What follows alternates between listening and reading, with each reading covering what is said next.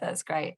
Okay, well, I'm just going to go for it and introduce myself, Mary Morrison. So I may have met some of you, I know I've met some of you, but there's quite a lot of new names today as well. Some people I've met virtually over the last year or so, and great that you're here today. So we're just going to crack on.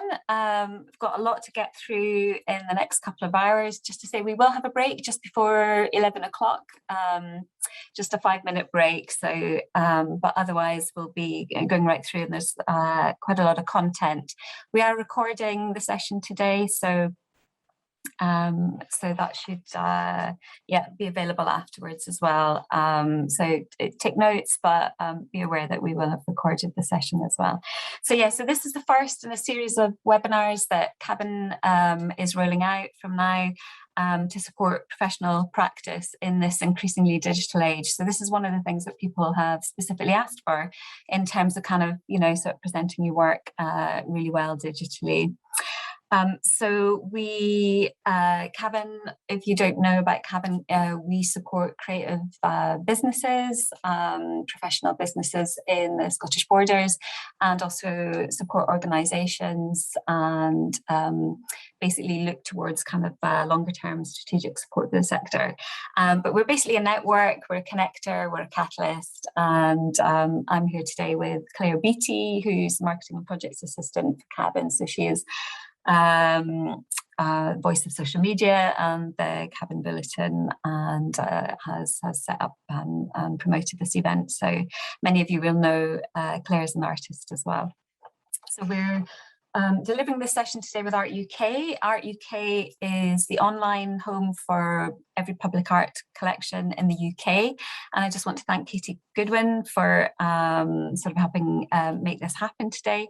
So Art UK make art available and accessible for everyone. So part of that is kind of digitizing collections, and Colin White and Jessie Mulcair, who are the two highly experienced photographers who are delivering this workshop today, have worked extensively with Art UK and photographing both 2D, 3D work, installations, all sorts of things. So they're bringing all that knowledge and experience into the webinar today.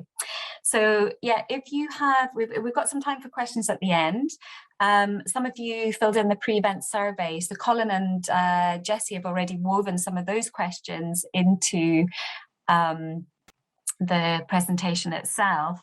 So, but if you do have any questions as we go along, because there'll be a few different sections to the webinar, and if you need some clarification or quick questions as we go along, do pop those in the Q&A box.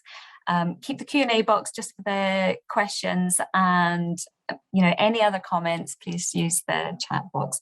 But we'll try and answer questions as we go along as well, and anything you need clarified.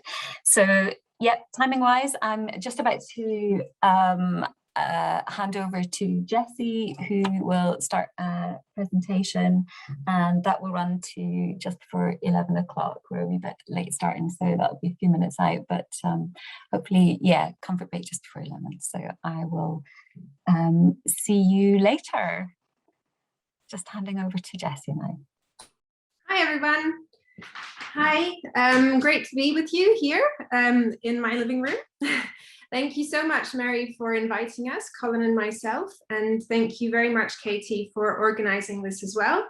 I wonder if Rona is there watching, and if so, thank you, Rona, for working your magic as usual. So it's great to be here with you, and hopefully we can bring something to you in the way of helping you improve your photography. Oh, I'd like to mention, I do apologize in advance for my English. I left the UK about 1.5 years ago, and languages, I don't know, they just get rusty. And I know I might say some awkward things, so that's just to explain that. So let's jump right into the slideshow.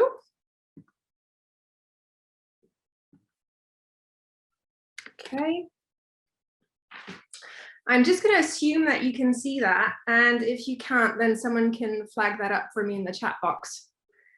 And I will turn my video off so that you don't need to look at my face. There you go. Okay, so how to photograph your artworks. An Introduction to Digitization by Colin and Jessie.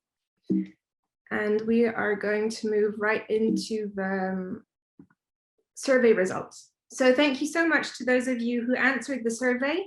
It's always really helpful to get your input and to get a sense of what you are dealing with and what are the solutions or issues that are that you're confronted with, so that we can help improve those particular things. So we're hoping to answer those issues specifically. So we've printed out these points that you flagged up for us. Some of these we're going to weave into our presentation. Some of these Colin is going to address a little bit more directly later on when he's going to do his a live demonstration of photographing different types of objects and 2D artworks, and also developing them. And then if we still haven't answered your questions, there'll be time at the end for us to look back onto those. So the first thing that I want to flag up is 100% of you are using the digital medium to showcase your portfolio and your artwork. So yeah, that just really highlights the importance to perfect your digital photography. So hopefully we can look into that together. We are going to address both 2D artworks, photographing 2D artworks, 3D artworks, and we're going to touch a little bit on installations. But yeah, that's just to show that we can look at these different kind of objects as we go along. This is quite interesting. There's, as you can see, a majority of you working with smartphone cameras, which is no surprise. This usually comes up. And that's absolutely fine. You know, we all have one in our pocket. They're easy to use, point and shoot. They have a lot of advantages. You can get some quite good results out of them, but they also have some cons. So we want to kind of highlight those cons so that you can keep them in mind. And, you know, if you're stuck in certain situations and you're seeing issues come up, that might be related to your equipment, but not only, okay? We're going to show that there are two kind of parts to photography. There's the environment in which you are photographing, you know, the lights that you're using, maybe the background, the surrounding, the way you're placing your camera. All these things will affect your photography. But then there's also the kind of equipment component, you know, hardware and software. So we can look at that. Okay, so two different things. Compact cameras, yeah, they're still up there. DSLRs, we'll see the advantages of working with DSLRs. So different kind of options that we'll look at in the way of equipment a little bit later on. Okay, so there's a mix here of outdoors, indoors. There's ambient light. So that for me is a bit of a red flag that, you know, that can create issues in your photography. So we'll look into that into detail as well. If you are relying on ambient light and just whatever is around you, that means that you are not controlling the light. You're just using whatever is in your environment. And that obviously directly affects the photography that you are making, because if you're using whatever light there is, you know, there are issues related to the color of the light, to the direction of the light. And the more you're gaining control, the more you know about the light that you're using, the better control you have over your photography. Okay, so we'll have a look at that later. Desk lamp, absolutely fine as an option. Colin in his live demo is also going to show how that can be used as a light source for photography, and you can get correct results out of that. And then daylight, indoors and outdoors, why not? You know, indoors, a light source can be through your window, and that becomes directional, and you can complement that with reflectors. So these are all possible options, absolutely fine. The red flag is when you don't really know about the light that you're using. Regarding equipment, so it's great to see that tripods are quite popular. We'll also see that those are really, really interesting tool to use. They can also really bring a lot of control over your photography in the frames that you're making. in the settings that you can put on your camera. So really good tool to have. Copy stands, obviously, for 2D artworks. Backgrounds, really interesting to kind of clear up your frames, get neat shots. We'll talk about different kind of backgrounds that you're using. And then, as you can see, no one is using gray cards or color charts. So those are tools that are used for color management. Okay, so in some of your responses, several of you, noted that you're having issues dealing with color, reproducing color. So, these are going to be essential tools in your processes if you want to work on that. So we'll have a look at that later as well. 80% editing their images in some form. Okay, we'll have a look at different kind of softwares that can be used. And 80% are not using raw files. Okay, so you'll be hearing a lot about raw files throughout this presentation. Raw files are not images. They are the information that is collected by your camera and that is transformed into an image. So it's a process. Using raw files, as we'll see later, will give you a lot more flexibility in your workflow and the output that you're able to create. And you'll hopefully learn that they're a very, very essential component of the photography process. So here's the outline of our presentation. We're going to be looking at equipment, camera settings. We'll have a look at photography setups for 2D and 3D artwork. We'll look at image processing.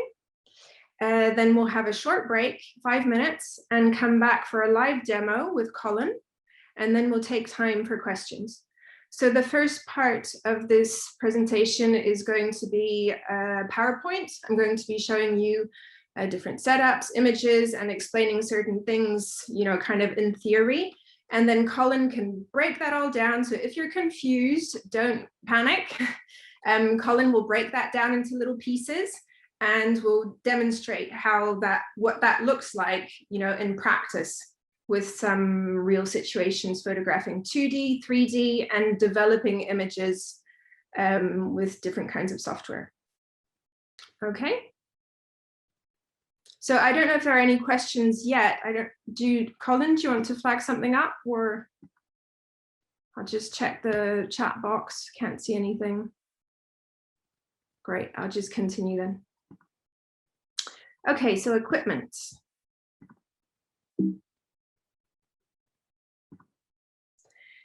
So we've got a range of different kind of cameras over here. I'll go kind of clockwise. So top right, you have a compact camera, also known as a point and shoot camera. So these are usually, kind of entry-level cameras that you can find some that aren't too expensive. They're very easy to use. They're point and shoot. They don't have interchangeable lenses. We'll be talking about lenses on the next slide. They usually have a zoom. The more advanced ones give you liberty to work on camera settings, okay, such as ISO, shutter speed, aperture. So then that begins to be a little bit more interesting. So obviously their sensors are smaller than the camera below, which is a DSLR, digital single lens reflex camera. The format of the sensors of these are sort of reference the film photography, the 35mm film photography. So they're 24 by 36mm sensors. They have interchangeable lenses, okay? So that again is going to begin to give you some control over the results that you're aiming at.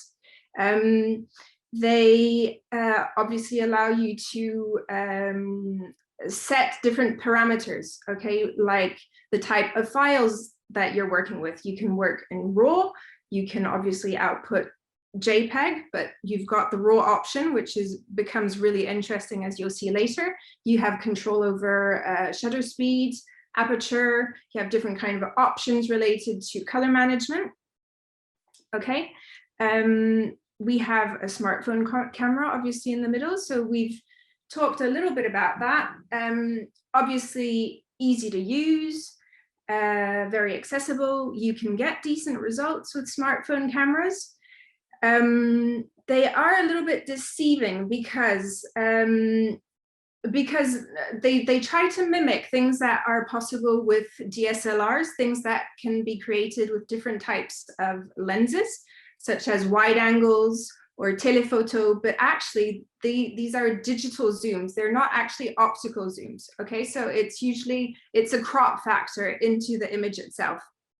They're also pretty poor on in low light conditions.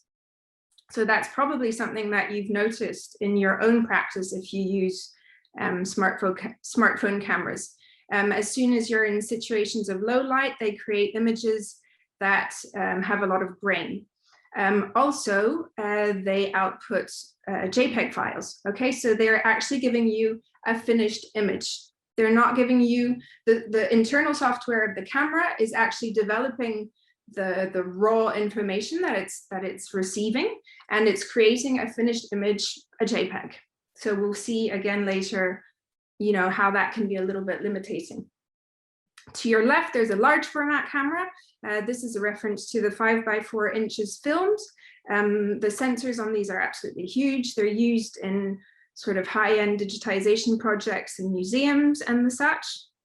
This is just here for information. Above you have a medium format camera. The sensor on this is about half the size of a large format camera. They're heavy to use. They're usually used on tripods. Again, they're usually used in sort of fine art photography or maybe museums for digitization programs. So here we have a range of lenses. So the lenses are defined by the focal length, which is written on the barrel of the lens. So here right in the middle, you have a 24mm lens. So that's the focal length of your lens. So you have different types of lens. They can be what you call prime lenses, which are a fixed focal length, like, you know, 24mm, 35, 50, 60, 100, whatever.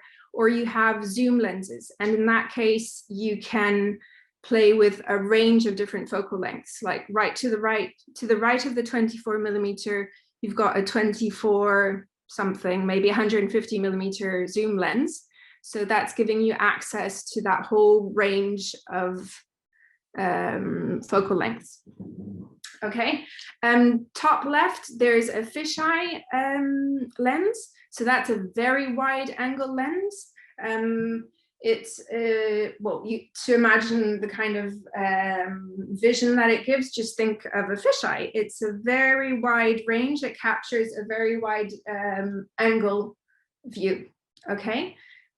So I should have said this probably before. The lenses can be either wide angle lenses like the fisheye, or they can be telephoto lenses, which are a much smaller view. I have a slide afterwards that will show that again. And so the smaller the number on the barrel, so like 24mm, 18mm, 10mm, the wider the angle that you're going to be viewing and you're going to be able to capture. The higher the number, like 150, 200, 300, the smaller, the tighter, let's say, the view you're going to be observing or capturing. So down here, bottom left, you've got a very heavy telephoto lens. I have no idea what that is. That must be something for animal photography or paparazzi photography. I don't know. I think it's a 500mm lens. So impossible to use without a tripod, you know, reserved to that kind of animal photography or paparazzi photography. I don't know. Top right, you have a 70-200, I think, so another telephoto lens, and below that's another kind of telephoto lens. I'm not sure what that is, maybe a 300 or something. But more interestingly, let's have a look at the angle that you can capture with different kind of lenses.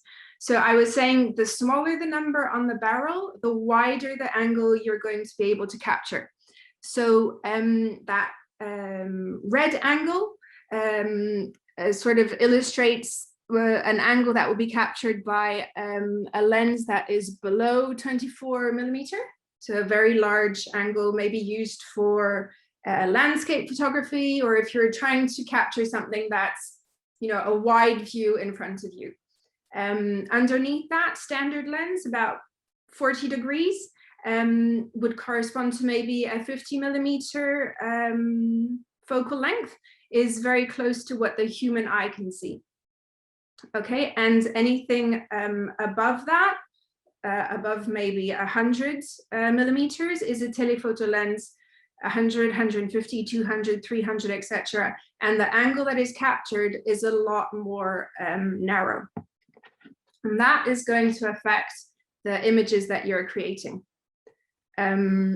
We'll see a little bit later about distortion that can be created with regard to the lens that you're using. Okay, because wide angle lenses are going to create a kind of barrel distortion. So your lines are going to be sort of twisted out towards the outside, whereas a telephoto lens is going to do the opposite effect. So that's something to think about when you're photographing, for example, framed artworks and you're noticing that there's distortion. So different types of light source. We touched on that when we were looking at the survey results. You know, whatever is available, maybe you have a desk lamp that can be used as one light source. You can complement it with a reflector or another desk lamp, and you can begin to have some kind of setup that you have control of for photography. Here in the middle, we have flashlights. You know, I think some of you mentioned that you had flashlights. They're used by professional photographers because they cast very strong lights and lights that are calibrated in color. So they emit white light, which is interesting when you want to control the type of light color that you are using in your photography. Also, having a very strong light source means that you can bring your ISO down. Well, we'll have a look at ISO in a minute, but it has other advantages. And you've noticed, I'm sure, that it's really difficult to work with low light sources. Daylight to the right, absolutely fine as a light source as well. It can be directed, it can be reflected. It's obviously an option as well. Tripod, so I'm sure you guys know these because you answered that, a lot of you answered that you owned a tripod. So different types of tripods. On your right, you have a monostand, very heavy duty tripod, usually used inside a studio, probably wouldn't exit the studio actually. Used for copy stand setups or all sorts of things, very sturdy and expensive type of tripod. Or monostand, I should say, in the family of the tripods. In the middle is a more common type of tripod. You have lighter ones, more heavy ones. Some of them go up to 2 meters. Some will only go up to, you know, 1.50 meters. Whatever. I'm sure you know about these anyways. And then to your left, this is just a little ginky one, I think, for a tabletop or something. Other kinds of equipment, stuff that you maybe already have or you can find quite easily. Okay, a spirit level is really interesting to use in all kinds of setups. We'll have a look a little bit later at how you need to think about positioning your camera in regard to the artwork that you're photographing.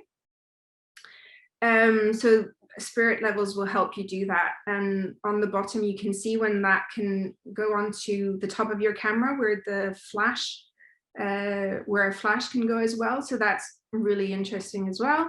Tape measure, well, you'll find that that can be really useful just to make sure that your lights are symmetrical, to make sure that your camera or tripod are correctly positioned with regard to the artwork. Whiteboard, so many uses for whiteboards. They can be used as reflectors, so then they become like a secondary light source. They can be used, for example, if you're doing copy stand work, you can place a whiteboard underneath your artwork, and that just really makes everything a lot more tidy. Although actually I would probably recommend using a blackboard if you're doing copy stand photography, because otherwise the whiteboard would reflect light back into the camera. But you know, okay, whiteboard, many uses. Duct tape, essential, obviously, everybody needs duct tape. No, but seriously, duct tape can hold up a whiteboard, can fix different things onto your table, can hold cloths, duct tape. Different types of cloth also that can be used as backgrounds, or that can also be used to hide your camera, as we'll see a little bit later if you're having issues with reflections. Okay, camera settings, let's jump in. Let me just check the chat box. I don't know if there's anything here. Okay, I'll just crack on then. Okay, so to create a good image, it's important to capture with the correct exposure. Absolutely. There are 3 parameters to get a correct exposure. Okay, sensor sensitivity, or ISO, also known as ISO. Shutter speed.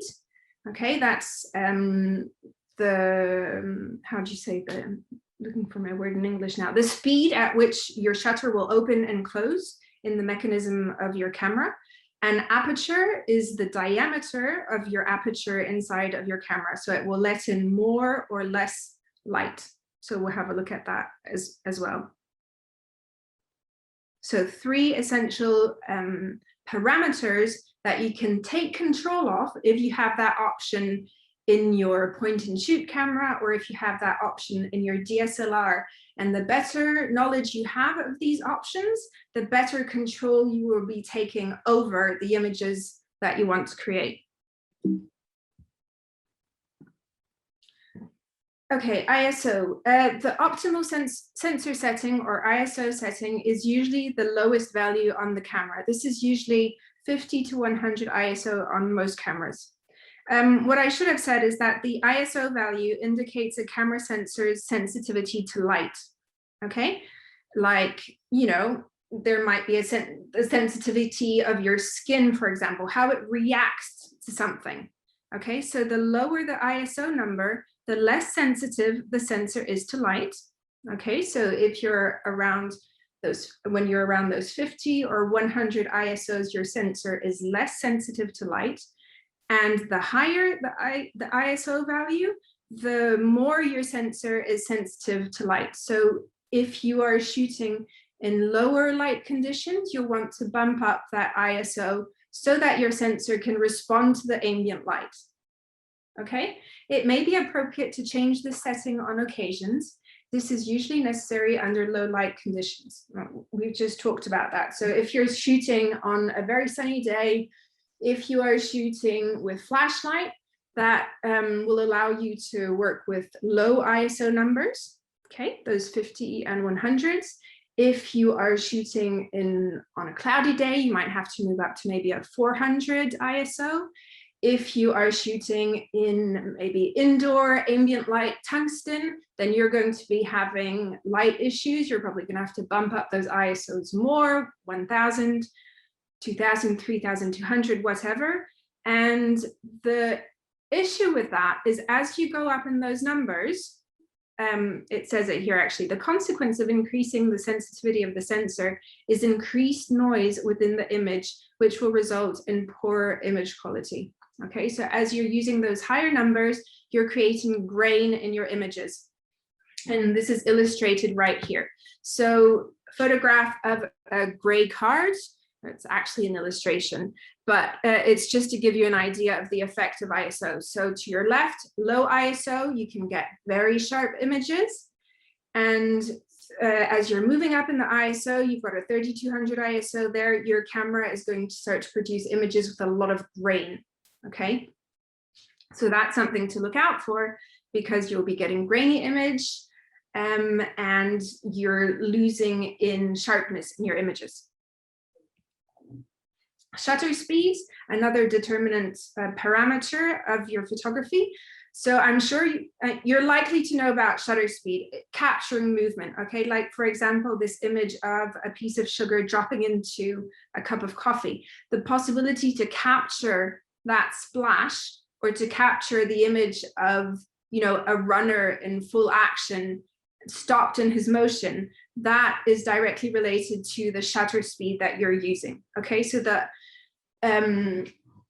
the more you're going into those high shutter speed, like 1/2000th of a second, 1/5000th of a second, etc., the more you're able to capture a quick motion and transform that into an image, okay? So as you go down in those shutter speeds, like maybe, you know, 1/10th of a second, 1/50th of a second, 1 second, you will be creating potentially movement that is visible within your image. Okay, so if you were shooting the same image of this piece of sugar falling into the cup of milk with a low shutter speed, you would have missed the action. The action would have happened. If you were photographing, you know, someone doing sport or something, and you tried to do that with a low shutter speed, it would come out as blur. Okay. I think that's quite clear probably visually for you to understand, but the thing you have to think about as well is when you are using a slower shutter speed, you are at risk of creating motion blur in your image if you are not using a tripod. So if you're hand holding your camera, whatever that may be, and the shutter speed of your camera is low because whatever you've set it to something low, or because it's a low light condition, then it's possible that you'll be creating motion blur in your image, and you'll be getting a soft image, or an image that looks out of focus. So that's when it becomes really interesting to use a tripod, because then once your camera is on a tripod, it gives you a lot more liberty with those parameters. You don't have to think about motion blur anymore if your camera is set on this tripod. So yay for tripods. Aperture. Okay, so the lens aperture is usually referred to as the F number. Okay, this is the diameter of your aperture that we're interested in. The larger the diameter and the smaller the number, the more light is coming into your camera. Okay, so your F4s, your F5.6s are large apertures. And when you decrease that number, 8, 11, 16, 32, whatever, your F number is becoming higher, your aperture is smaller, and that has an effect on the depth of field that you are getting in your image. So let's skip right on to the next illustrations that you can see that here. Okay, reducing the lens aperture will increase the depth of the image that will appear in focus. So if you're using a wide aperture, what is going to appear in focus in your image is whatever it is that you are focusing on precisely, whether manually or in autofocus. That is what's going to be sharp inside your image. You can think about, for example, portrait photography. It's used a lot for portrait photography when the subject is clear, and then in the background it's kind of blurry. Okay, that's created by a wide aperture. When you get to the f11s, which is usually the optimal aperture around f11 of the lens, you can see that you've got a larger depth of field, and the object is much sharper. The object that you're focusing on is much, much sharper. Okay, if you go to the f32s, you're closing your aperture. This is usually could be interesting, for example, for landscape photography, because you want a very large depth of field between yourself and the mountains.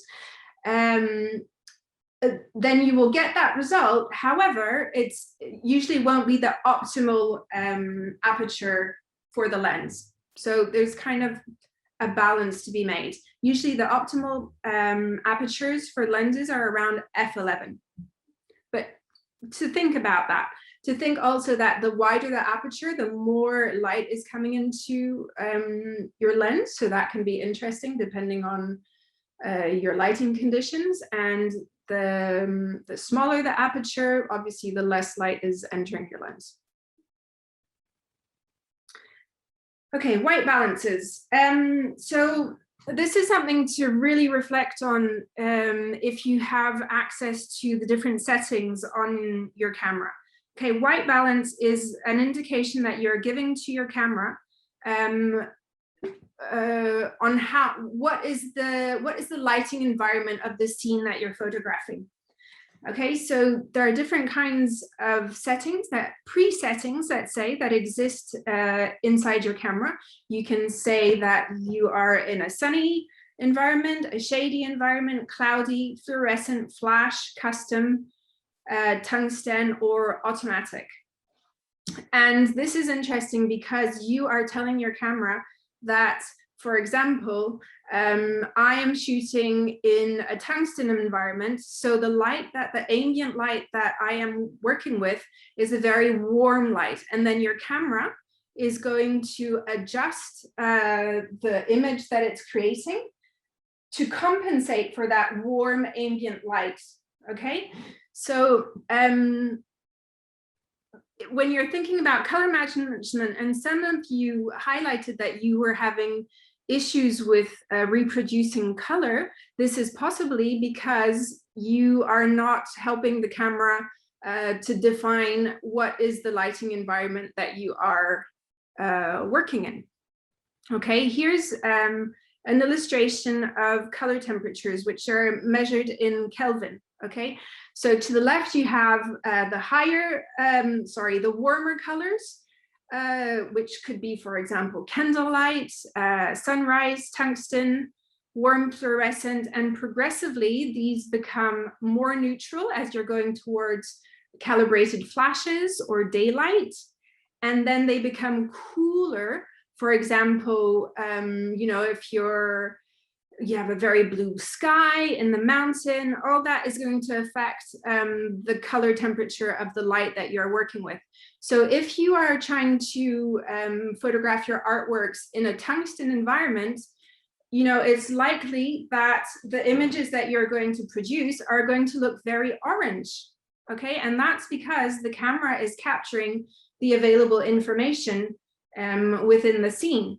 The camera doesn't work like the human eye in the way that if you are looking at a white piece of paper yourself in a tungsten environment, your brain knows that it's a white piece of paper, although the environment is orange. So working together between the eye, the coordination between your eye and the brain will readjust itself to that knowledge and sort of compensate for that. However, the camera is just capturing the available information. So you need to tell your camera, I'm working with tungsten, and it can make adjustments to the images, to the algorithms that it's creating to compensate for that and to make your white paper effectively look white.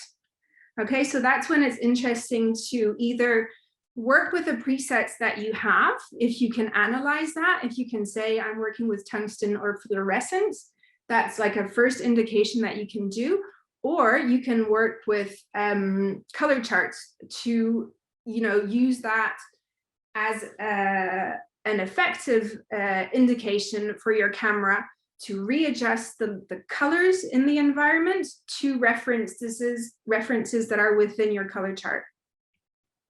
Okay, so this is also just an illustration to give you a sense of what that means.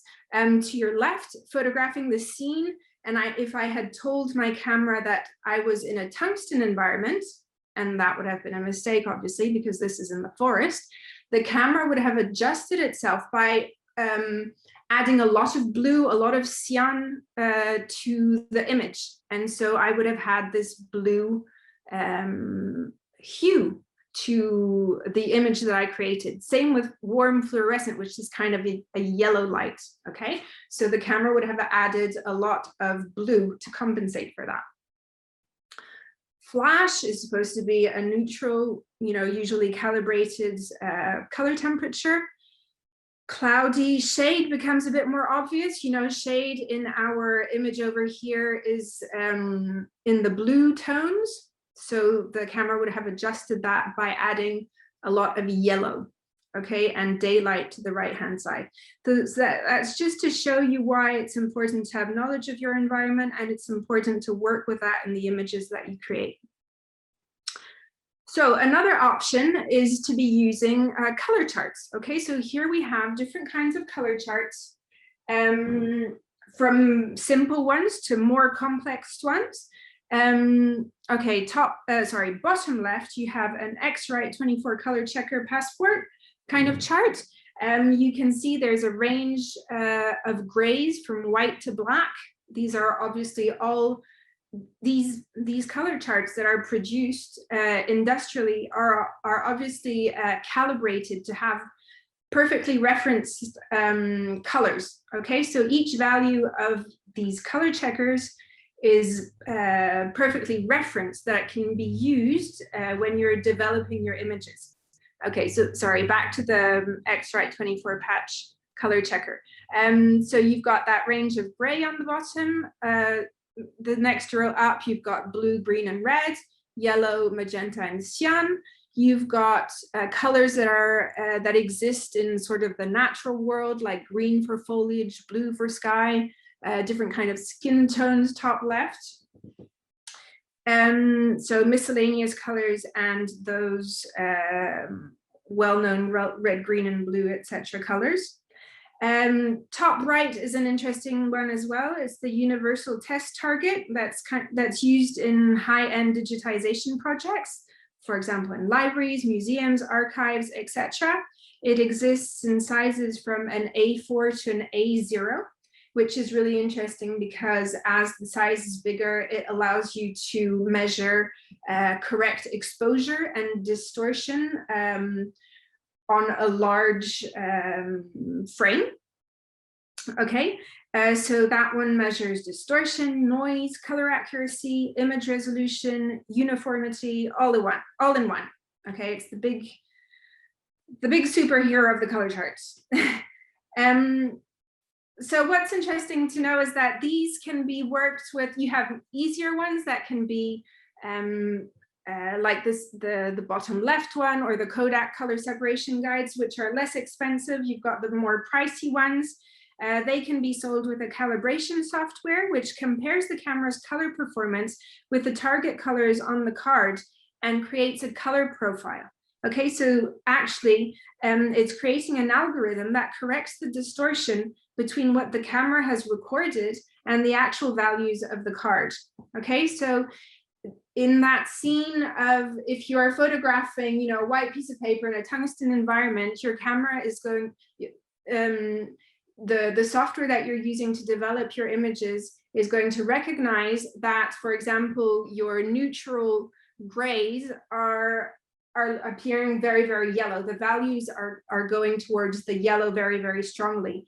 And in order to bring that back to the values that they're supposed to be at, it will create an algorithm that will work towards that.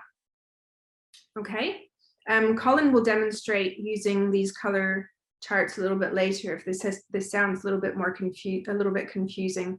Here you've got some gray cards. They're called gray cards. The one in the middle is very accessible, very inexpensive. They also present neutral values that you can work with in order to achieve you know, calibrated images and reduce any kind of color casts.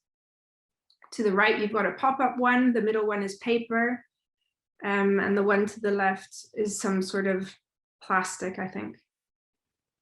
So in order to work with these, you place your gray card in front of your artwork. It should be in focus and correctly exposed.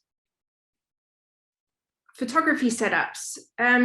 So Colin will look into this in more detail. This is all about positioning your camera with regard to your artwork. Okay, so if you are having issues with distortion, then it's probably related to the positioning of your camera, and also to the type of lens that you're using. So have a look over here. In So on the left-hand side, your framed artwork is looking perfectly square because you are positioned in the center in front of your camera, and in the center, as in if I could draw two diagonals from each corner of the artwork, the lens of the camera would be positioned perfectly opposite that center where the diagonals cross each other. Okay, so that's when the measuring tape can become interesting. Measure the height of your camera on your tripod, measure the distance of your camera from the artwork, and you can work that out quite easily. If you are getting your artwork to look like any of the images that are in the middle, that's because your camera is either too high or too low. If you are getting a result that is like the image to your left, that is because your camera is too close. You're getting barrel distortion. Or maybe you're using a wide angle lens. Okay, so regarding lighting, it is really important to aim at symmetrical lighting, as you can see here. Place your camera, as we said, right in front of your artwork and in the center. Place your lights on either side of your artwork so that they are perfectly symmetrical from the center, and so that they can light your artwork evenly all over. Okay, so get your measuring tape out again. In an ideal situation, lights are positioned at the same distance from the center of the artwork. Both lights have the same power and color temperature, absolutely. The artwork is even lit top, bottom, left, right. There are no additional light sources in the room. Yep, so turn off those ambient lights and work, if you can, with two identical lights and position them at equal distance from the center of the artwork. This is a copy stand setup. Quite similar. This is when you need your spirit level. So get your spirit level out, place it on the back of your camera so that you can make sure that place it on your stand where your artwork is laying, make sure that is level. Place your spirit level on the back of your camera, make sure that is level so that you're sure that those two planes are absolutely parallel, and then place symmetrical lighting on either side. Okay, this is side lighting. This can be interesting depending on, the result you're trying to achieve. If you are photographing artworks that have texture, then, you can achieve this kind of result that highlights the texture of your artwork. The symmetrical lighting is a kind of a situation where you want evenly exposed flat reproduction. This kind of lighting, why not, will sort of emphasize something else that you want to show about your artwork, like, for example, texture. This is a trick that will allow you to photograph glazed artworks. So your black cloth here is useful. A lot of the time you might be having issues with seeing your own reflection or the reflection of your camera into the glass glaze of your artwork. So a really good trick for that is to put up a curtain, make a hole inside your curtain at the level you want your camera to be, and you've already calculated that with your tape measure, and you pass your lens through that hole, and that will allow you to photograph your artwork without seeing your own reflection, okay, because the black cloth is going to absorb all the light. So give it a try. So consider the artwork surrounding. Okay, that's another thing you need to think about. You're photographing your art to put it, to value it, to show it, to showcase it in the best conditions. So clean up the backgrounds. I think that's quite self-explanatory. This is another example with something three-dimensional. Again, quite self-explanatory. Using a background of any type is going to showcase your work in a much better way. And here we have different options of backgrounds. So white backgrounds can actually be quite difficult to work with. We can discuss a little bit later. I think with the questions, it would be better to talk about this. Someone who was bringing up that they were having difficulties achieving well-lit white backgrounds. So that can sometimes be a case of lighting your background independently of the object that you're photographing. So we can talk about that later. Gray backgrounds, I find, are kind of, they work for everything. For me, they're quite a go-to color for photographing artwork because they work with colorful objects, they work with you know, black and white objects, they work with a lot of things. And if you buy professional gray backgrounds, they're usually a neutral color. Okay, so they're a neutral color, so that can be something interesting to work with as well. Black backgrounds, okay, interesting. They absorb the shadows, so you're losing a bit of the 3D of the object sometimes. It's a personal choice. And the third option, the fourth option, colored backgrounds. So they can be a creative decision. Obviously, you can decide that you want to showcase, you know, your furniture, your jewelry on a pink background, and that can be very cool. But something to think about is that if you are lighting an object on a colorful background, chances are that the background is going to be reflecting on the object itself. Okay, you can sort of see that here, but that is definitely something to think about, because if you're photographing a white object on a red background, you're going to have a color cast. That image, that red is going to be bouncing back onto your object and it's going to appear red. So red flag there. Something to think about. Okay, rotation. So this is kind of the classic rotation that you would do for digitization, 45-degree motion. You know, clockwise or anti-clockwise. So you're just turning your sculpture 45 degrees and being quite precise about the angles you're making, because in the end, it does make a big difference. Like, this is quite a nice, neat representation of a sculpture. And that can be, yeah, appreciative, interesting. So lighting, different light sources. So this is an example of lighting with one light source. We call this a modeling light, coming from one side close to the camera. It's creating quite a strong shadow at the back of the artwork. Here we've got a fill-in, so your light source is much closer to the camera, and it's projecting a light, you know, towards the front of the object, and the shadow is hidden towards the back of the object itself. And then this is a mix of both. And it's usually interesting to use some form of secondary light source when you're working, in addition to your primary light source.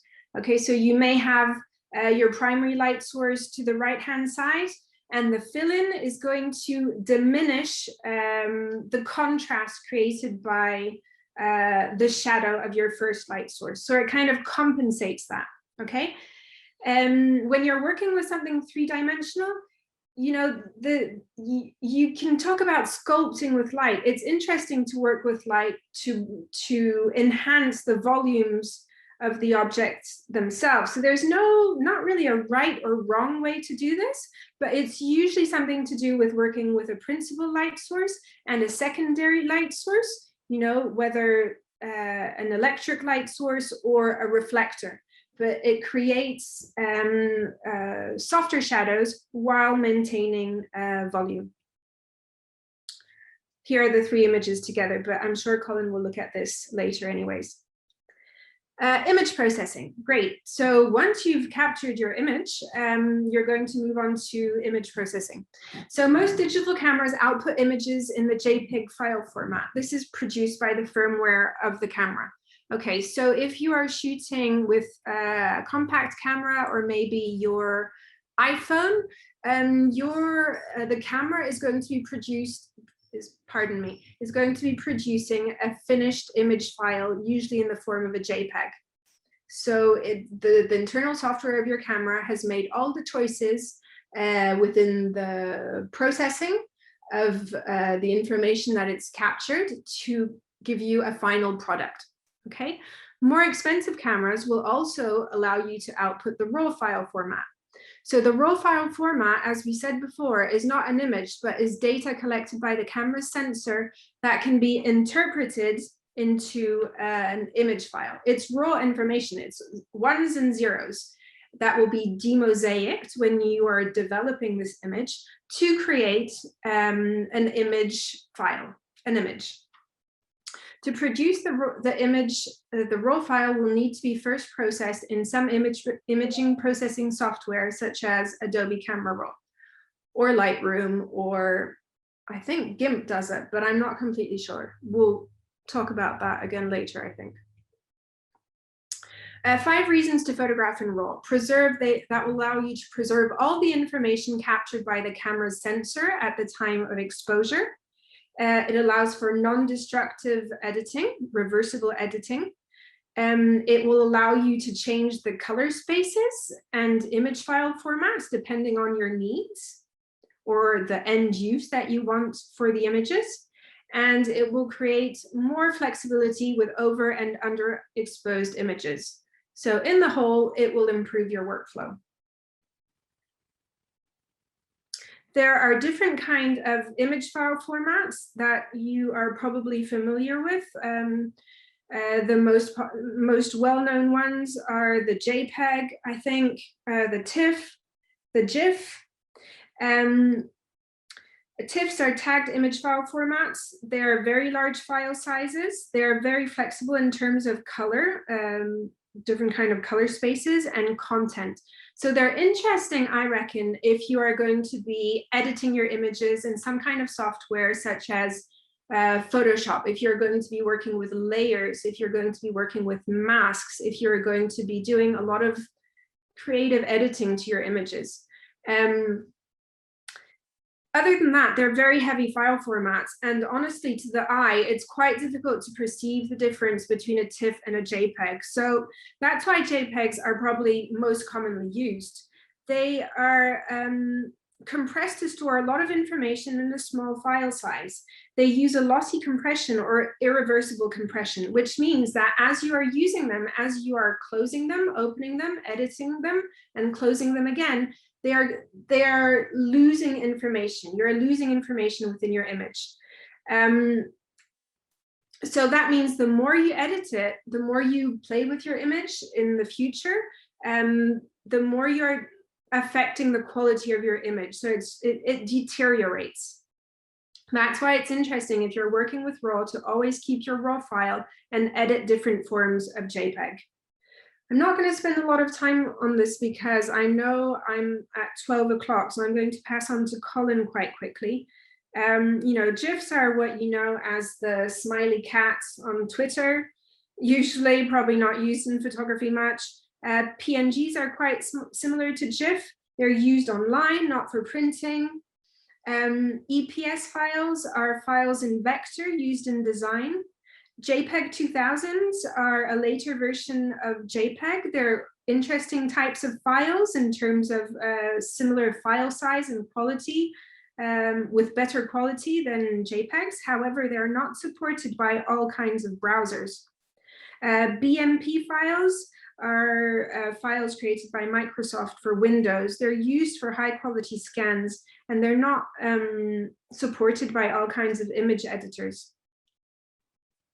So color spaces, once you've developed your RAW and you've created your image, you're going to be thinking about different kind of color spaces. The most well-known ones that you might have come across are sRGB and Adobe RGB 1998. So sRGB came before Adobe RGB 1998, and it can be displayed correctly on all devices. It is about 35% smaller than Adobe RGB 1998. So looking at that frame on your right, sRGB is the smaller color space, and Adobe RGB is the wireframe.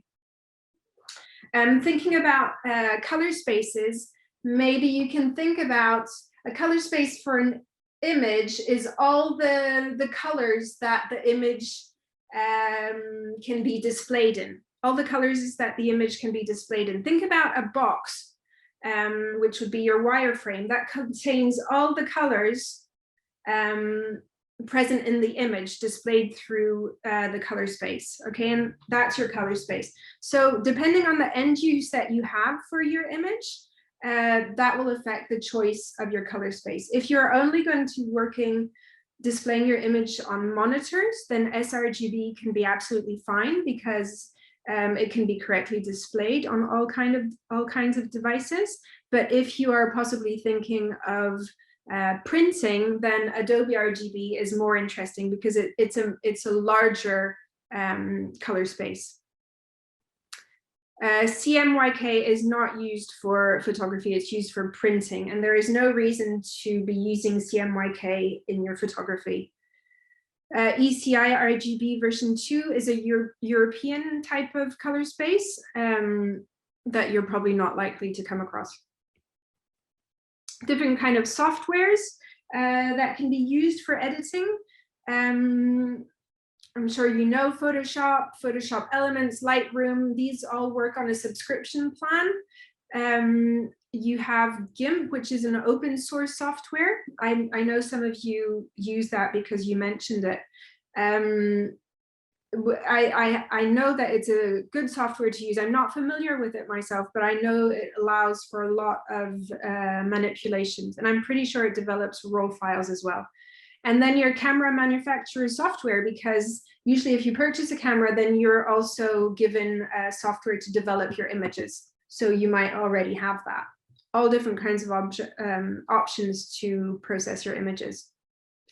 And this is our last slide, and we can talk about it later, and maybe we can talk about it some other time, because actually, interestingly, in the survey, it came up that most of you only have a very vague system for archiving your images. And, you know, it can quickly become very overwhelming. And I'm sure you know that if you don't have some kind of system.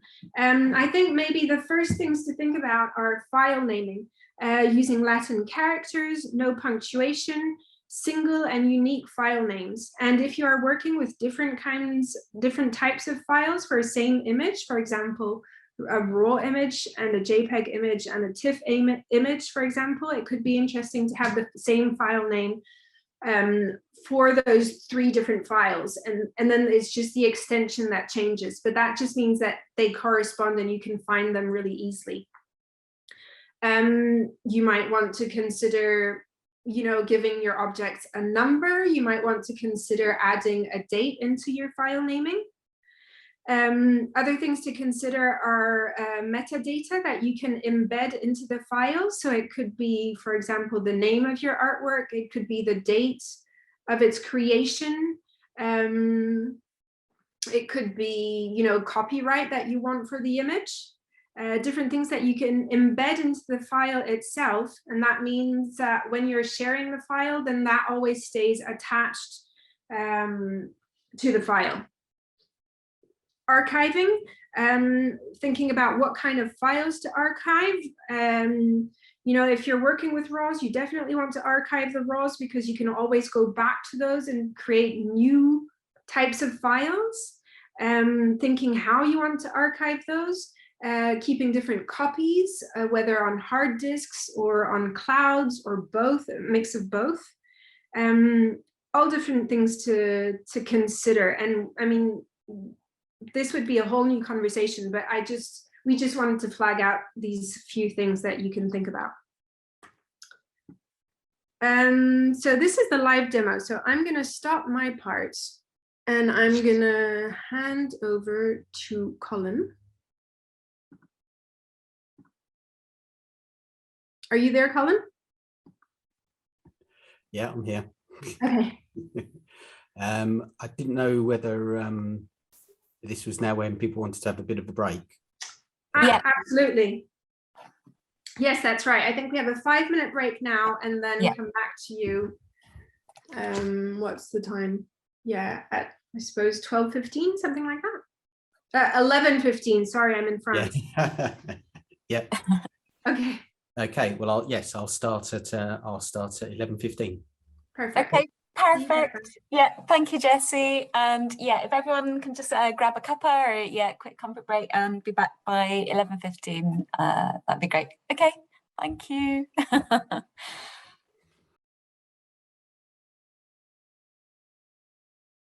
Okay, right. Apparently I'm live, so hopefully everyone can hear me. So thanks very much to Jessie for running through all the principles of what we're going to go through now with the live presentation. First thing I want to say is I'm going to show just a couple of different basic setups of different objects. So on the questionnaire we sent out, people do flat artwork, they do 3D stuff. There was stained glass windows. I haven't got any stained glass, but I do have a coloured bottle, which will demonstrate the same principle. And jewellery. And actually, I don't really have access to much jewellery, but I can talk through the principles of jewellery. I will just demonstrate the setups rather than take it. There are a few things to bear in mind as we do this. I will be doing everything from the reference point of using raw camera files. The reason for that is simply because if you want to improve your photography as best as possible, you really ought to be using raw camera files. If you don't use raw camera files, that's not necessarily a problem. The image processing you would do with the JPEG that comes out of your camera, you would do in a image processing software like Photoshop or Photoshop Elements or GIMP or whatever. The principles are the same. The problem with working on JPEGs, as Jessie pointed out, is the fact that you are working on an image file and you are changing things. When you work on a raw file, what you're doing is you're setting the parameters of how the raw information is then presented as an image. And the great thing about that is you never throw away any of the original information. If whatever changes you make, you can always go back. It's also, in my opinion, easier. Now, for this demonstration, I will be using Adobe Camera Raw, which comes with Photoshop Elements and Photoshop. If you don't have those programs, if your camera does RAW, the camera manufacturer should give you access to some software that allows you to process their RAW files, and everything, the principles are all the same. Jessie says that GIMP does RAW. As far as I'm aware, GIMP doesn't do RAW, but GIMP does allow plugins of RAW programs. So you can buy plugins, not buy plugins, you can get free plugins for it. I found GIMP a little bit clunky. And if you're going to spend time on your photography, you might be better investing in decent software. You can get a subscription on Photoshop now where it's £100 for a year. You get Photoshop and you get Lightroom. Lightroom is a very nice program for working on raw files. So if you're thinking of going that way, that might be something you want to take into account. With all the pictures I've taken, I've also done them on a camera phone. I've done them on this, a Pixel, Google Pixel 3, which is a little out of date. I'm not really kind of up on what cameras are like in phones now. This is about a 3-year-old phone. I keep watching the advertising and they keep saying, well, camera phones are now brilliant now. The camera on this is fantastic.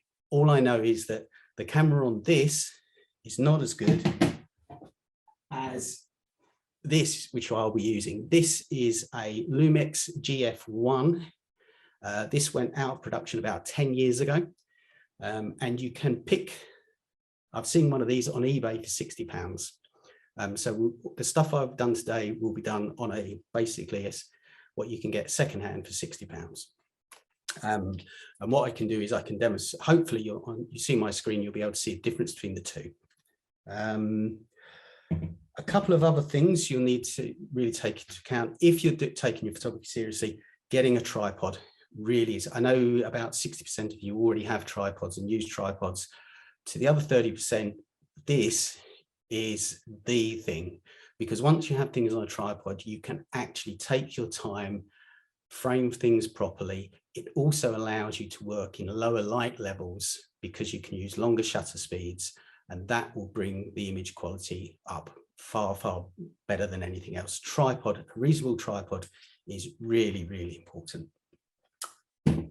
Okay, so behind me, and I hope you can still hear me if I move back, I have just a household setup. This is on a dining room table against the wall. The first thing I'm going to do is a three-dimensional object. Now, the first thing to note when doing something three-dimensional is, and I hope you can see this, I've got this on a piece of background paper. This background paper is just wallpaper lining paper. So if you can't afford a roll of photographic paper, this is just wallpaper lining paper I'm using today. When we did the Art UK work, we used a grey background roll, storm grey. Lovely thing about using a grey background is you can use that as to set the colour instead of an actual grey card if you need to. So we talked to Jessie talked about grey cards, and if you haven't got a grey card, if you've got a grey background, then you can just quite easily just use the grey background. But on this occasion, I'm using a wallpaper lining paper. Lovely thing about wallpaper lining paper is it's not very white. It's quite almost a kind of just a slightly off white. The same, using white is really quite difficult to light. I would recommend, unless you're very confident in your lighting, actually moving to a light grey or like a very light cream like this background, like wallpaper lining paper. The other thing I'm going to use is a grayscale. This is, Jessie pointed out, the 24 patch X-Rite. This is actually one of those cut in half. Because I'm not doing colour profiles, I don't actually need all 24 patches. I'm only really interested in the grayscale. And the colours above are the 3 primary and 3 secondary colours: red, green, blue, cyan, magenta and yellow. Okay, so I would place that in the area. Now, my camera will be set up to take a raw file, and it was set up to do 100 ISO, which is the low sensitivity. The reason for that is I don't want much noise in my picture. And I'm also going to use a aperture of around, I can't remember what it is now, because in best Blue Peter fashion, the pictures that I'm going to work on have already been taken to save time. But I think it was somewhere around about f8, f5.6, f8. For this lens, it's about middle aperture. Okay, now the lights. First of all, I've got a light here, just here. This is just a clip-on desk lamp, which my son left here when he moved out. I have a very nice kind of, I don't know what it is, floor standing lamp, another light that he left, which probably is from IKEA, with a very nice kind of paper surround, which is very good for working as a light diffuser, which is what I'll use for this object. And I've also got 2 just here. These are just bedside lamps. These are, I think these were £12 from Argos with the bulb. And all I've done with those is I've removed the lampshade. So first off, if I move things out of the way,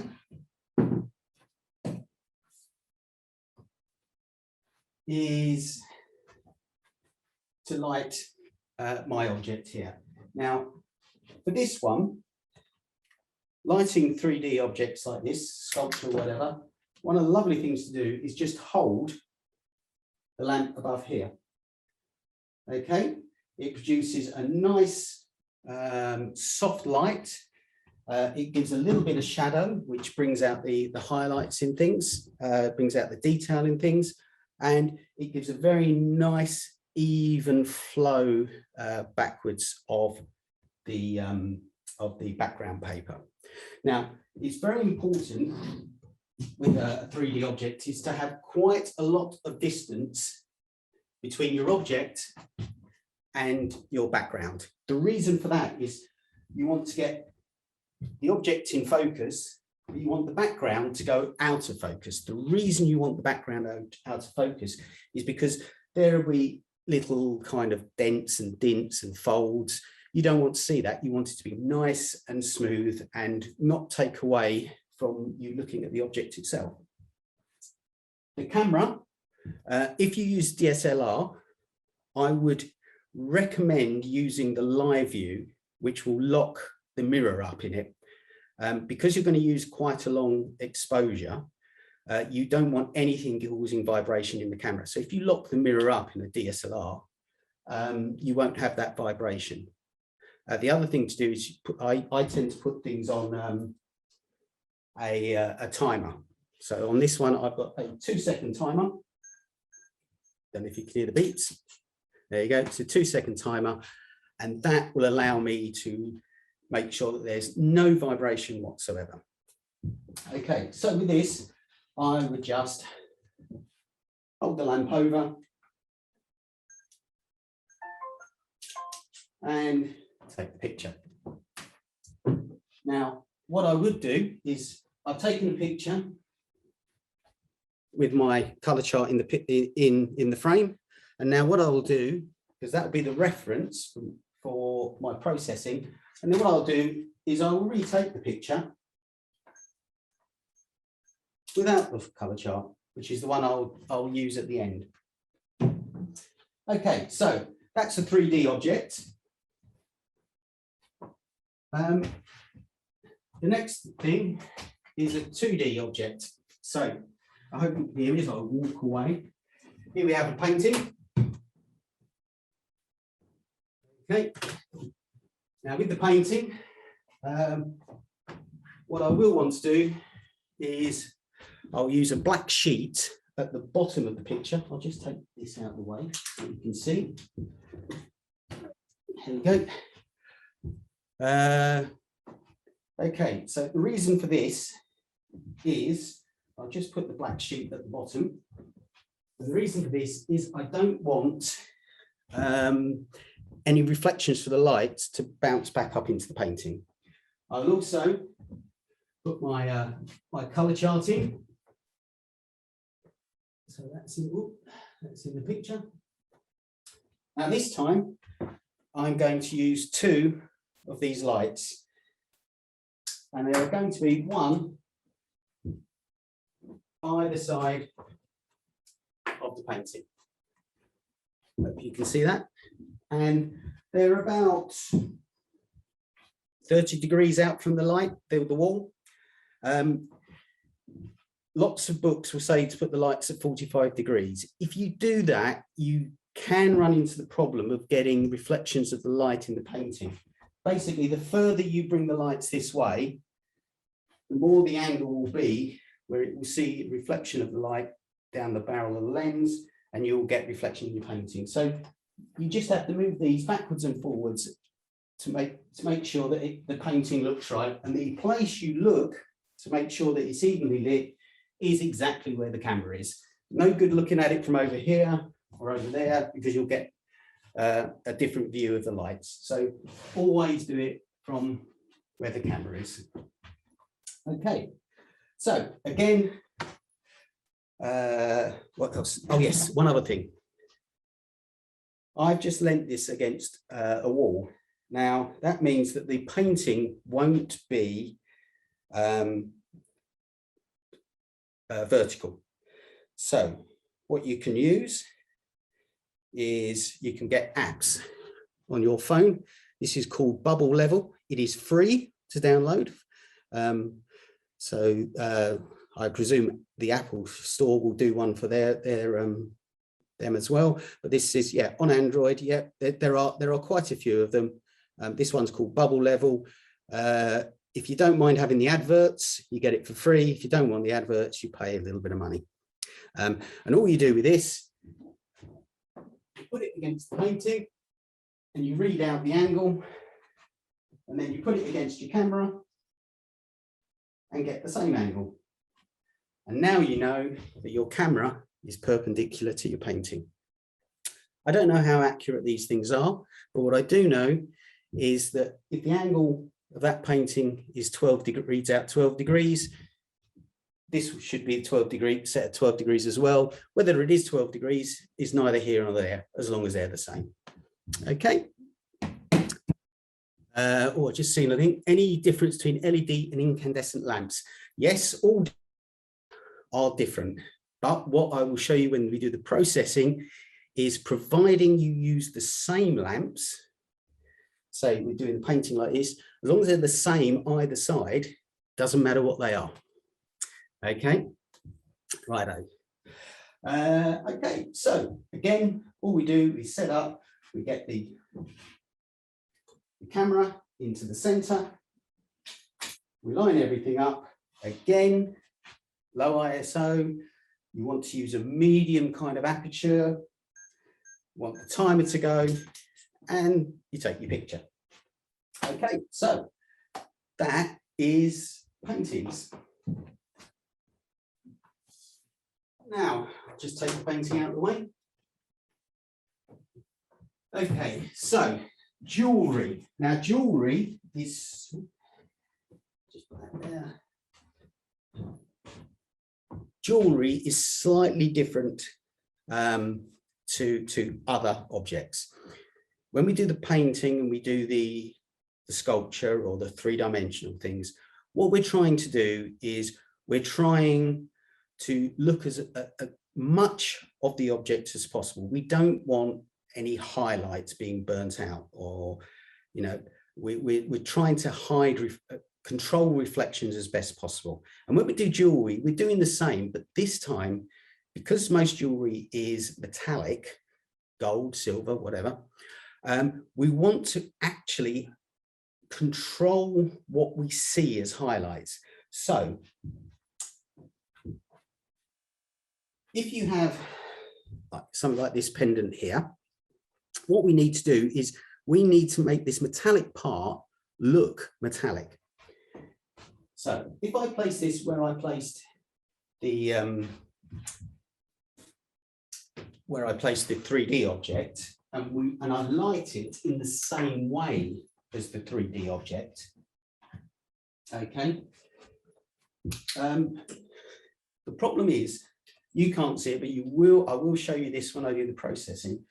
The actual pendant is quite dull because the reflection of the light isn't going down the barrel of the lens. So what I can do is I can add a secondary image, and what I can do is I can place this light and move it around, and I can move it until I get the metallic reflection going down the barrel of the lens. I can also use things like pieces of white card, white pieces of paper, or even a white sheet, something very plain and white to get the reflections in the jewellery the way I want it. You can also use, you could also use one of these light tents. I'm not a big fan of light tents because it's almost like a one-size-fits-all option. And if you're photographing something to get the best out of it, you do need to jiggle things around until it looks its best. Light tents tend to me, in my opinion, be just sort of like a reasonable fix without actually getting the best out of the picture. But if it works for you, all well and good. Okay, and finally, somebody does stained glass. I have a clear blue bottle instead. Now, I'm going to cheat a bit here because in actual fact, the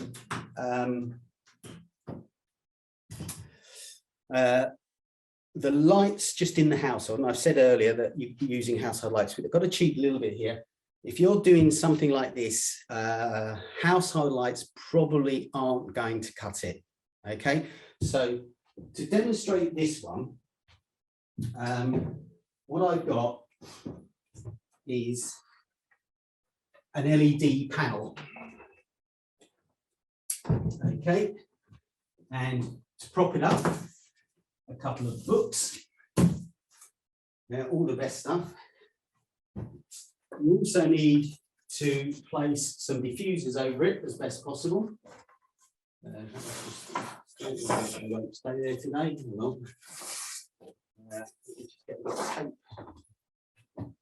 You just stick some diffusers over it. You want to diffuse the lights as much as possible.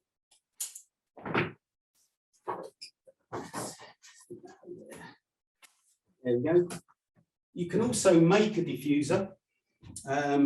This is an old picture frame and an old white bed sheet tacked over the top of it.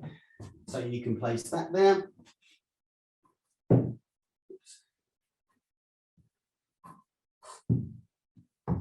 Okay, so place that in front.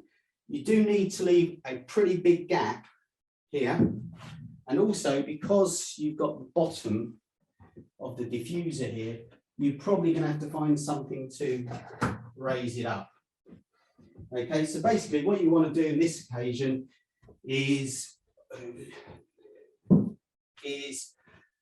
you are looking at producing the light from the back. Oh, hang on. I really wish I'd turned this on before I put it there. Okay. And so therefore we now shine the light through. Now with this, you want, again, you want a bigger gap possible here as possible, because you don't want any detail coming through from here. You want this to look plain and white. And then you want to just get the detail of the bottle. So that's a few run-throughs of different setups, just using stuff that I have around the house. Now, what I'm going to do now is I'm going to show you how to actually process these images. So if I go to share screen, okay,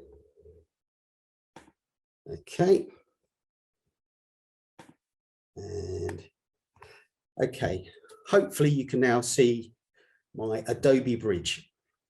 Now, as you can see along the bottom here, I have my images. So the first one I'm going to do is I'm going to just open the two images of the three-dimensional object in Adobe Camera Raw. I'm using Adobe Bridge there just as a way of finding things and opening things and setting things up. So here we have the image. Whoops.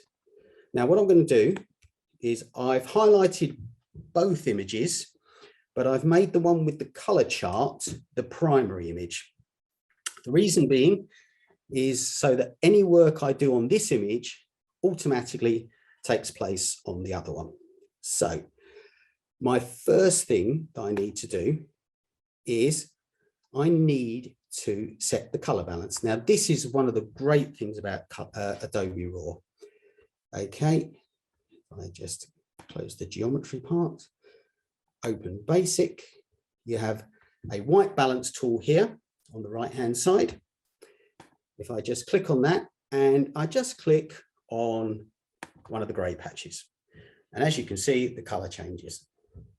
Okay, what I have told everything is that that is a gray, so that will now tell you what the color temperature of the lighting of the object was, and it will not make all the colors correct, but it will bring them all pretty much into line. Just by doing that is probably means that your image is more color accurate than the people who are viewing it if you're doing it on screen. What you have to remember is most people look at things on screen, they don't set their screens up properly. They'll have more errors viewing the color at their end than what you're doing now. Okay, just simply by that one little click. Now, the next thing I'm going to do is, it's a little bit dark. If you look right at the top right, where it's got the histogram, the little kind of peaky diagram at the top right, it says R, G and B, and it says it's 65, 64 and 63. Now, I know that the patch I'm looking at should be about 121, because that's the pixel value that that patch should be. So if I just open it up, and if I go there, it's 117, almost there. There we go, 123, 123, 120. I'll just click on the, there you go. So what I've done now is, all I've done is I have set the white balance, and I've corrected the exposure. This is another great thing about Camera Raw, is you do want to get the exposure right, but if you're a little bit out, it's really quite easy to readjust, unlike if you do it in Photoshop. The reason for that is a RAW file has a very broad, wide range of white to dark, whereas an image file, once it's an image file, it's quite small, and you have to work within those constraints.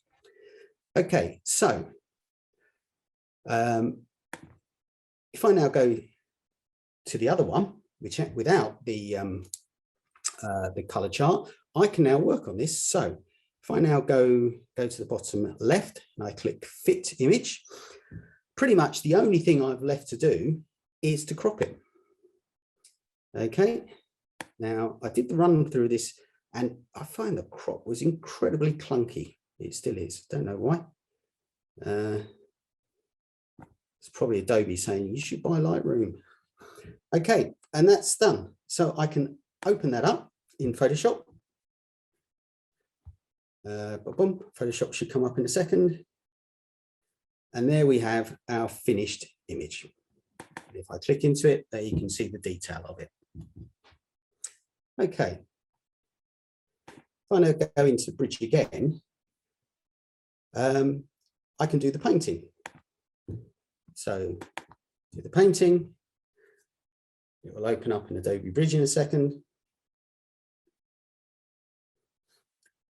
Okay, so painting again, I can leave, because the actual chart is outside of the painting itself, I can actually just leave the chart there. Again, if I go to the white balance, I click on the white balance. Okay, I now increase the exposure just a little bit more. That's almost there. Okay, so that's pretty much the right exposure. Now, what I also have doing in RAW is, I've got this, and you can do this in Photoshop, it's just not quite as neat, is you have something down here called geometry. If I open up geometry and I click on the guided draw two or more guides, oops, I didn't, where's that not? Let's try that. Ah, here we go. I've already got these guides drawn on. Do you see them? If I move this one around, see, I can change, I can distort it, but because I know that frame is square, I can draw the picture, and I now know that the painting is square. So any distortion from not getting the camera perfectly perpendicular, I can just correct. I can then go to the crop again. I can crop to where I want to. Again, horrible and clunky, but you get the idea. Okay, so I'll leave that because we'll show you the finished image in a minute. Okay, and I will just finally, let me just, yes, if I open these ones up.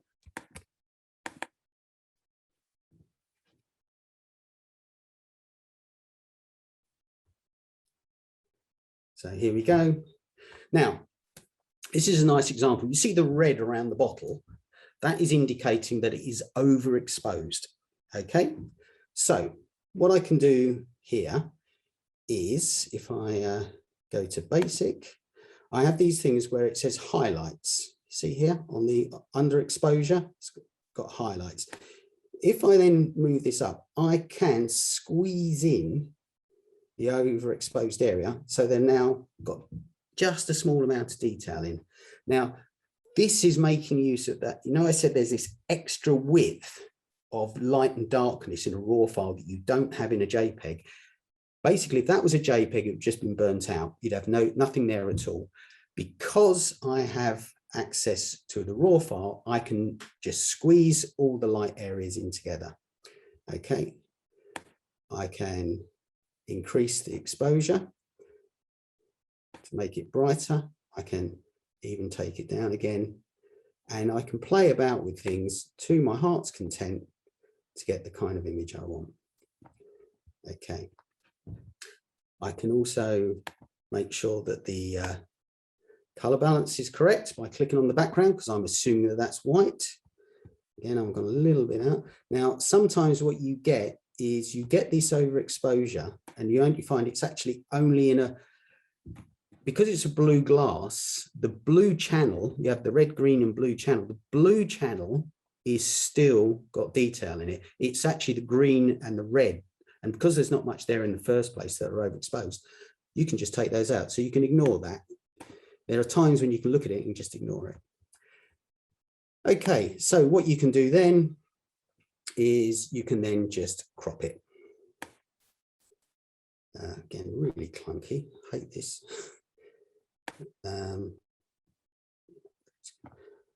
So if we do that.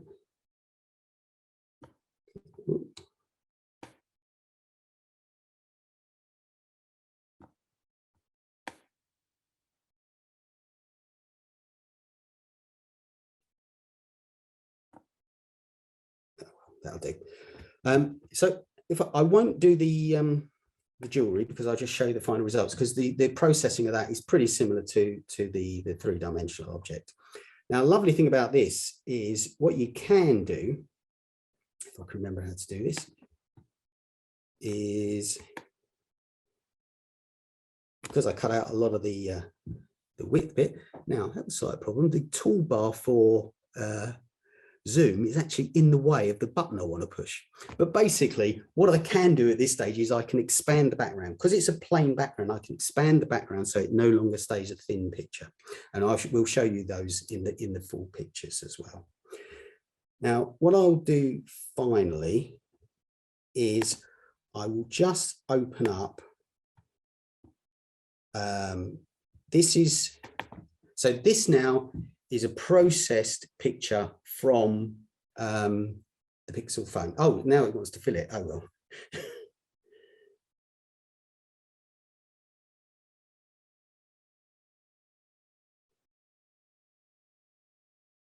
Okay, don't know what it was doing there. So this is, oh, I shouldn't have done that. I didn't mean to do the painting. Sorry, but I haven't got that one. This is the one I wanted to do. So what I've got here is pain in the backside is in the way of a. All right, let's.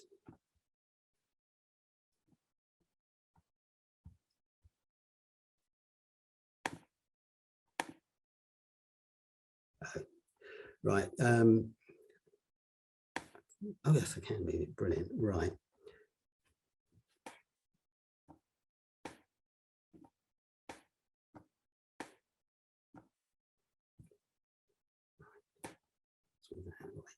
Okay, so this is the pixel image of the three-dimensional object, and this is the pixel, the image from the camera. So let's see. Okay.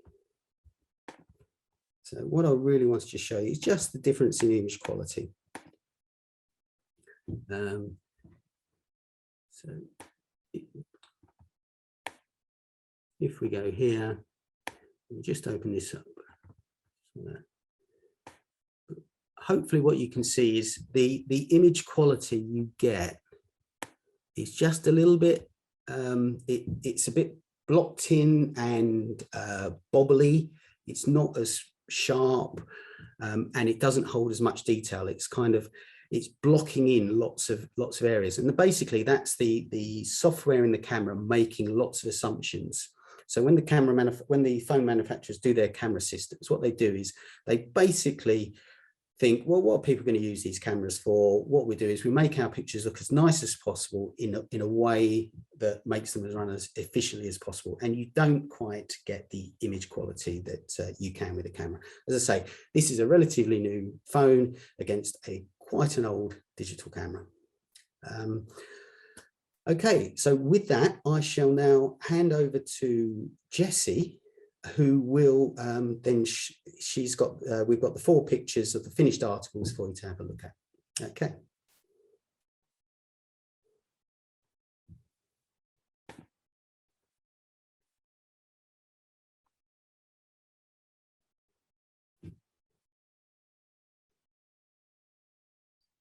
Oh, here we go. I'm back. Can everyone see that? So can you hear me, Colin? Colin, I think you're muted now. Anyways. Yes, I can hear you. Okay. So yeah, here are Colin's final images. So that's the painting, and I know you can't see the painting, but that is pretty similar to what the painting looks like. And as you can see, the grayscale on the bottom, if anyone you send this to a printer or anyone's looking at it, they can instantly look at that, take references, and they can now know that that is pretty much how the painting looks. Right. I think it's interesting also, maybe we can say that in your workflow, you took a first shot with the color chart, for example, for the sculpture, and then a second chart where you remove the color chart That's right. to have the sculpture without the color chart. And then you can save both of those versions, both of those raw files, and work from there. Yeah. Yep, that's right. Okay, so yep, that's the what you would do with 3D. As I say, it's a very presentable image using wallpaper lining paper and a couple of local lights. I'm well impressed with this wallpaper background. I think it's great. Yeah, I was quite pleased.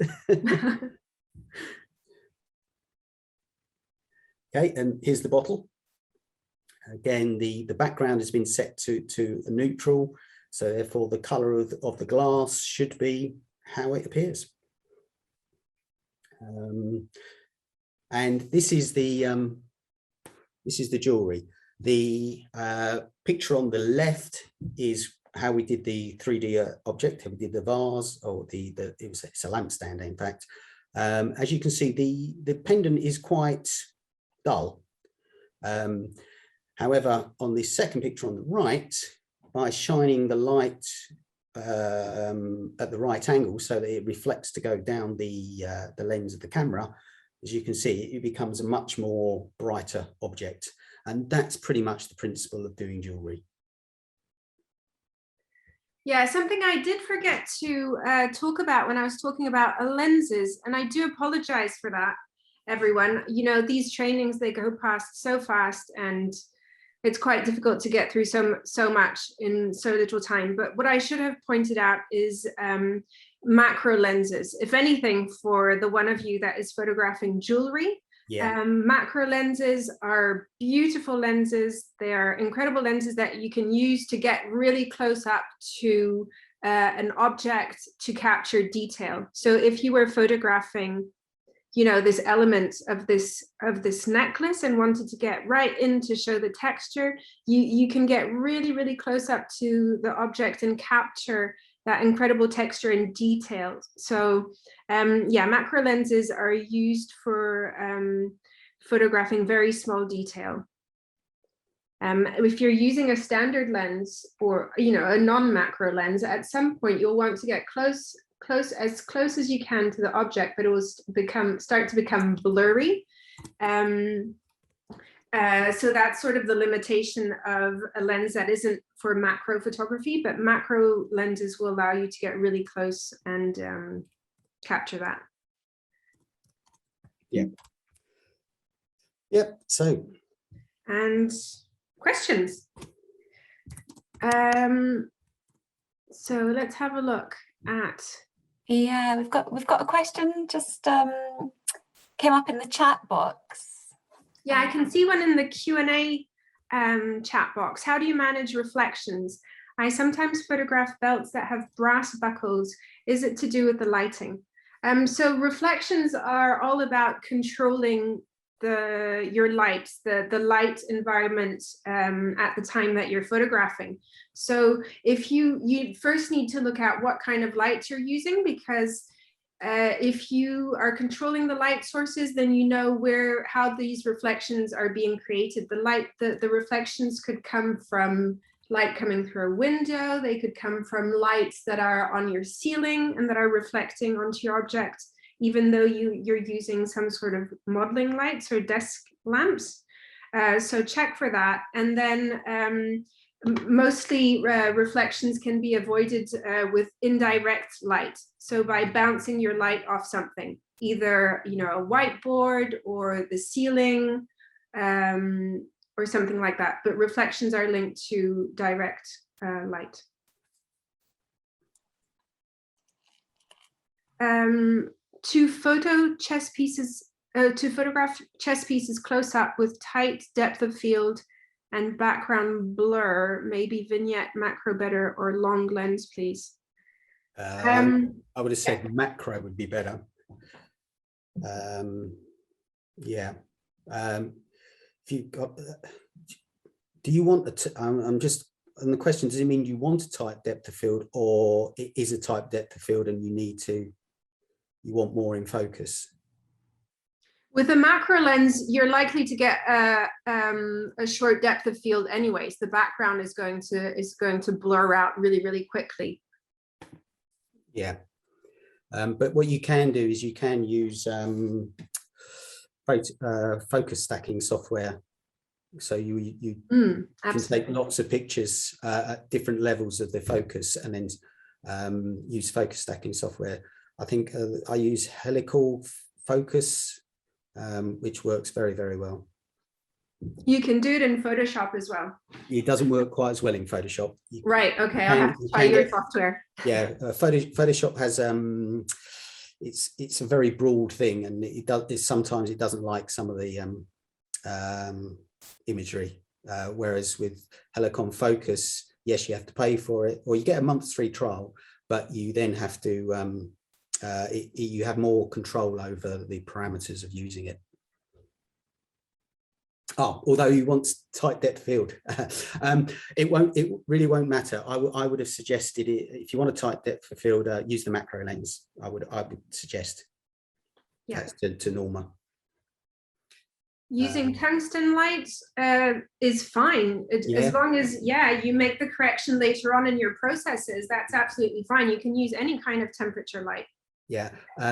For correcting in Photoshop, it's a little bit more cumbersome than doing it in RAW, but if you've got Photoshop, if you've got Photoshop, you've got Adobe Camera Raw in there. So my recommendation, if you're already using Photoshop, is to use a RAW file and do that in Adobe Camera Raw. Of course, if you're using a camera phone, you won't be able to do that. You'll have to do it in Photoshop. Yeah.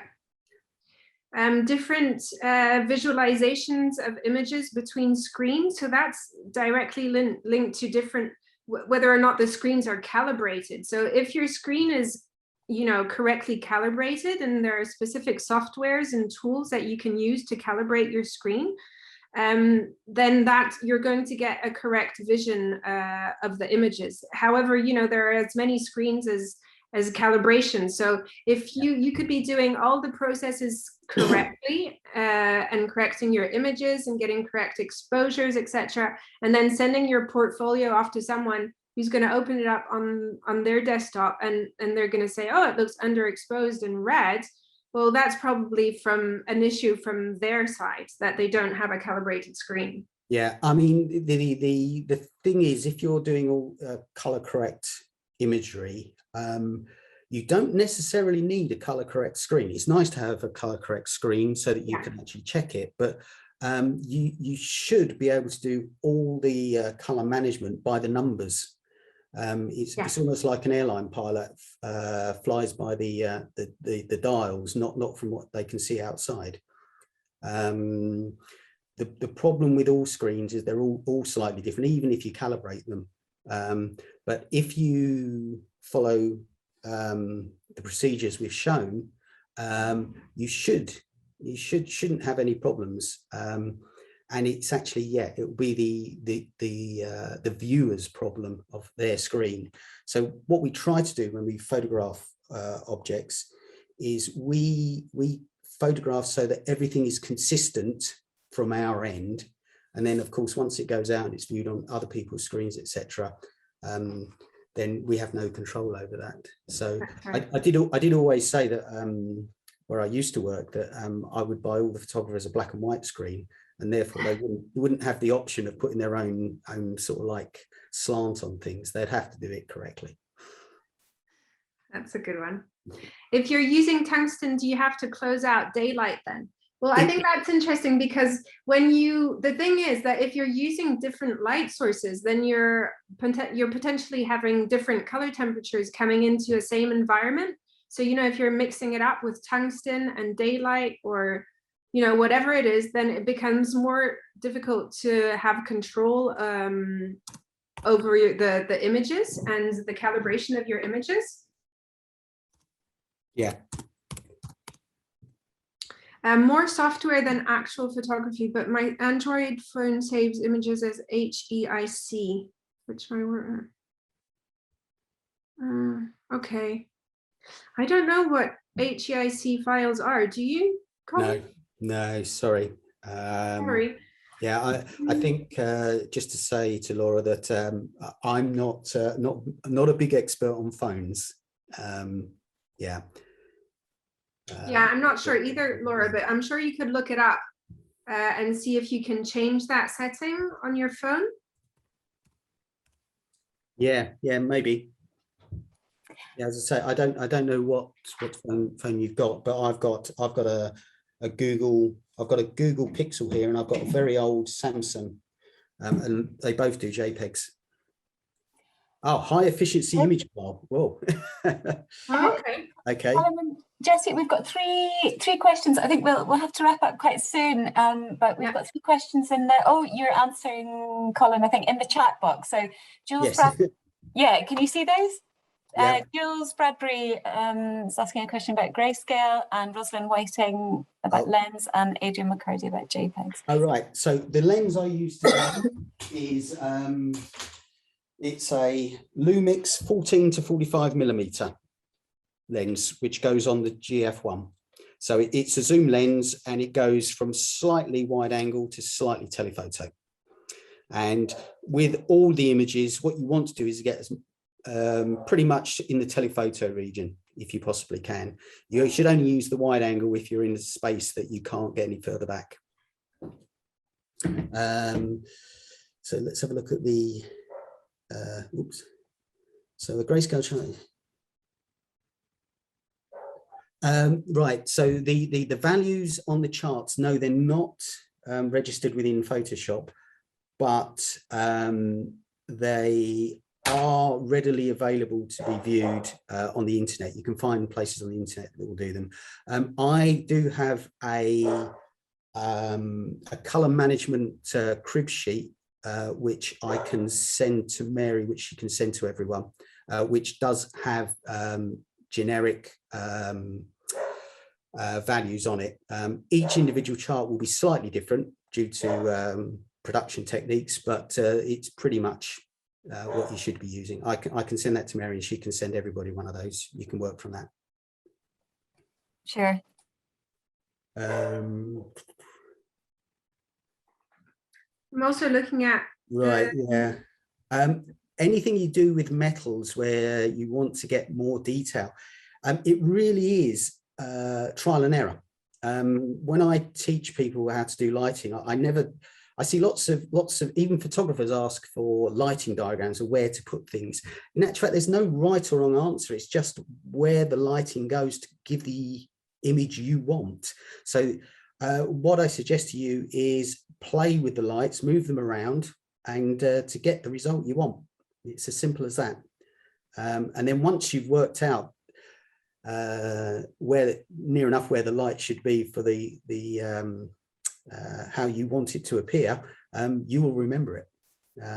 The lighting diagrams that Jessie talked through, they are basically the base points to start work from. They are not, this is where you should put it. They are the starting points, the building blocks of how you then go about doing your lighting. But it is about playing about, finding out what works for you. Yeah, that's absolutely true for anything three-dimensional, but if you're working on 2D or flat art, then you really are aiming at symmetrical, yes, even light for, you know, even exposure, even color temperature, etc. So it's much, you know, more strict in brackets for flat art. Yeah. There's a question here. I don't think we completely answered this, Colin. It was in the survey. Someone was saying, my paintings are highly reflective, layers of varnish, and I have no idea how to photograph them. Been trying with and got poor results. You know, it's something to do with glare that I think this person has suggested. Yeah, pretty much what you need to do is set up how I set up here. But in one of the slides, Jessie pointed out about the putting the camera lens through a black sheet or something. So the black sheet I've got, which I used on the in front of the painting there to stop reflection, I think that's got a hole ripped in the middle of it. And if you hang it and put the camera through, that should get rid of your glare. If that fails, you can go to use cross polarization, but then you're moving into proper lights, a polarizing filter for your camera, polarizing filters for the lights, which are now getting into the realms of quite an expense. But first try would be to put the camera through a black cloth, because the reflection of black is nothing. Great. There was a question from Adrian McCurdy asking, sorry if you've answered this, I missed it. If so, I missed the answer. Yes, I thought I answered that one. But yes, basically, JPEGs do not degrade if you open them and then close them. They only degrade when you open them, alter them, and then resave them. Yeah. And even then, you have to do it quite a few times before you'll notice it. Brilliant. Thank you. Thank you. So that's why if you're working with raw files but you want to achieve, you want your output, you want to be JPEG, then, you know, go back to your raw file, and each time you make a change, save it with a different file name. You can have as many different versions of the image in JPEG, that's fine, but don't go back to the same JPEG, rework it, save it, close it, because it's gonna, yeah, the quality is gonna deteriorate each time you do that. Okay, brilliant. Well, if anyone else has questions, just contact myself or Claire, and you know, we can sort of check in with Colin and Jessie afterwards. But I think we'll wrap things up. Jessie, I think maybe, do you need to stop sharing your screen and then yeah, let me just put this thank you slide up. So thank you so much, everyone. We hope you got lots out of this. Definitely. Well, I have. Okay, well, that's great then. Masses. And no, those were just brilliant questions coming in at the end there. And yeah, just I'm not sure what, I'm just going to try and bring us back.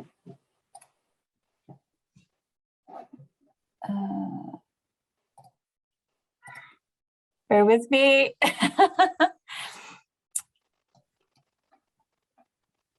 And maybe just to say that we'll be in touch with everyone to access the recording. Absolutely, absolutely. So I'll just kind of say quickly, I haven't quite got the screen set up properly just now, but hopefully you know you can see me and hear me. And just wanted to say, no, that was brilliant. I mean, just all those questions at the end there, and I know people kind of giving us comments, just really great and interactive. I mean, the presentations, there was so much in that. So obviously the recording, you'll be able to kind of watch that back. But I mean, Jessie and Colin, thank you so much. I mean, just, I think, yeah, just really extensive, but really accessible as well, and really practical. I mean, I love the Blue Peter moment in Colin's presentation, and just knowing that, you know, we you know what you can achieve, you know, sort of kind of with even quite limited equipment, but just so useful. So yeah, thank you, and thank you to sort of Rona at the Society of Scottish Artists for kind of, you know, sort of connecting CABN with Art UK, and obviously Katie, thank you for everything today. And I think thanks Claire for keeping everything ticking along in the background nicely. And yeah, to everyone, I hope you find this webinar really helpful. We'll be sending you a short survey just to kind of capture if there's anything else on the back of this that you would like sort of training in or support. I mean, Jessie picked up on that question around kind of archiving and managing images, which I'm sure, you know, it would be really good to kind of look at whether we can share particular resources, because Claire is building up links to resources on the CABN website. So if there's anything, you know, any good kind of training or sort of resources we can link to, we'll do that, or we'll do something bespoke. And again, we'll share the various kind of resources that Jessie kind of passed on through the chat box, and make sure everyone's got those if you didn't manage to download them live. So yeah, so I think that's it. And obviously, if you're not connected up to CABN, we send out a 2-weekly bulletin, and we've got kind of more sort of training and support and opportunities coming up. So do go to the CABN website, cabn.info, and sign up to the weekly bulletin. Let's keep in touch. And yeah, thanks again, Jessie, Colin, absolutely brilliant. And bye everyone, and thanks. Bye. See you later. Bye. Bye.